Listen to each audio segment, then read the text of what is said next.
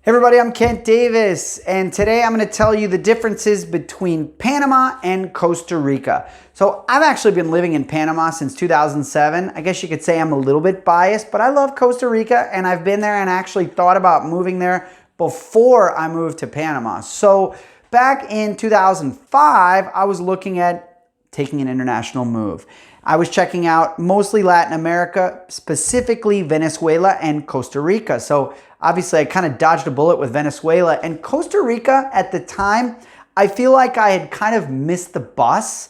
Like things were really cranking in Costa Rica in the 90s and early 2000s. Then somebody mentioned Panama. I started looking into it, and at the time, back in 2006, Panama was just getting on people's radar. Because you got to remember, guys, that in December 1989, there were American tanks driving down the road in Panama, firing. That was, of course, the invasion to oust Noriega, who is old news. He's actually passed away. Panama is nothing like it was in the 80s, but my point is that Panama has come a long way, and actually a place like Costa Rica got an important head start on Panama, especially when it comes to tourism. When you go to Costa Rica, you find amazing hotel infrastructure, amazing customer service attitude, because they've been doing it for a long time. Panama, we're getting there. Biodiversity, beauty, and just overall wow factor, I would say it's a tie, because Costa Rica has some amazing places, but so does Panama. The challenge with Panama is a lot of those places aren't on the tourist map yet, but I think they're getting there. So I would say it's a tie between biodiversity and, just sort of overall beauty. Both have two oceans. Both are, again, just gorgeous.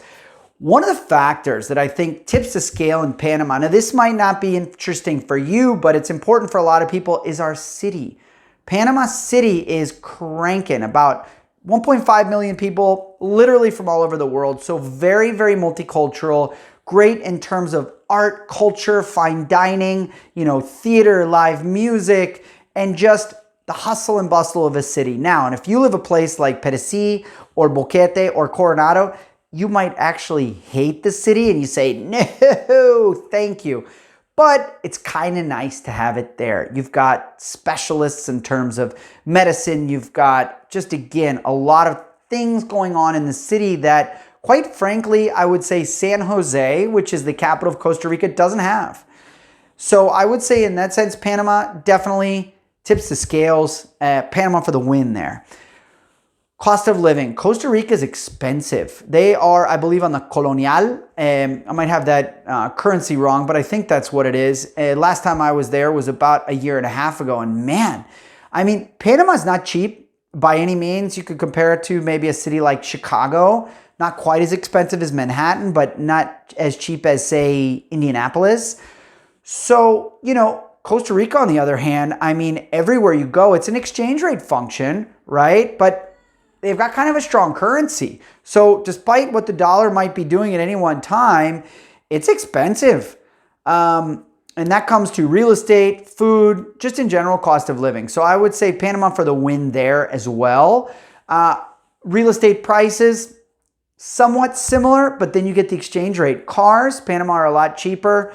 You can get your average, 2020 brand new vehicle for about the same price that you would pay in the US versus Costa Rica. I understand there is a significant import tax.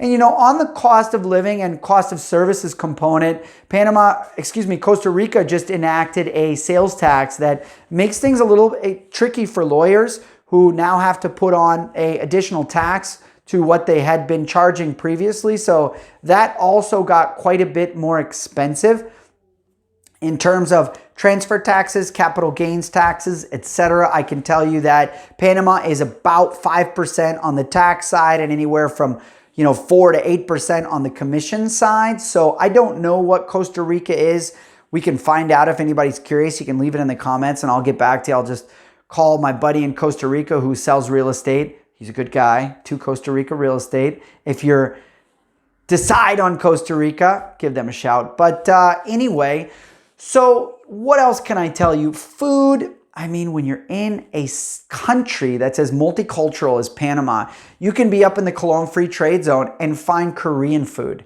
You can be in a place like Boquete and find Vietnamese or Thai food. It's really, really great. Now, based on my travels to Costa Rica, you don't get that. I mean, of course, you're going to find Colombian, Argentinian food. Costa Rican food is good. Panamanian food is good. It's not amazing, but I should take that back. Panamanian food is pretty good. Anybody that can make a good sancocho or arroz con pollo,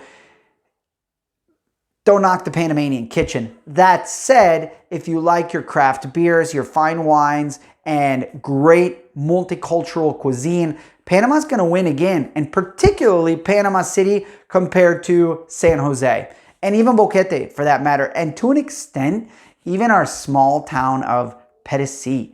What else can I tell you? Panama versus Costa Rica, the people are kind of great in both places. Now, what I understand is petty crime is a little bit more of an issue in Costa Rica. Maybe that's a negative effect to having gotten on the tourism train so early, and there's sort of a culture of like take advantage. Now, Panama, you have that too. It's called Juego Vivo, but that's more take advantage of somebody on a business standpoint, and it is kind of just watch your six, keep an eye on what you're doing, keep an eye on what the other guy is doing, because it might not be from a malicious intent, but more from just being sloppy or careless that you end up, you know, on the wrong side of a deal. Now, malicious intent definitely happens on both sides in Panama sometimes, depending on who you're dealing with. Probably the same could be said in Costa Rica, but I would say in terms of crime and specifically petty crime, things like pickpockets, light muggings, etc., I think Costa Rica is not winning on that.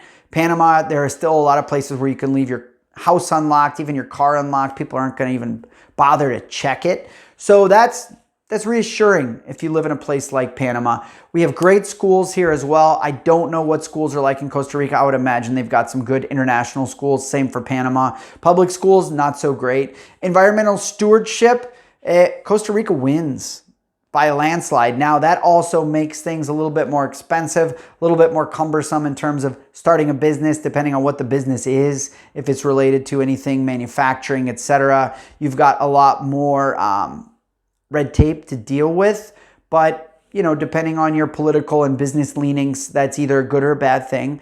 But yeah, I'd say that's kind of the main differences. Having traveled multiple times to Costa Rica and lived in Panama since 2007. Let me know if you have any questions. So I run a real estate company, Panama Equity. If you came across us on YouTube, make sure to like and subscribe. And yeah, have a great day.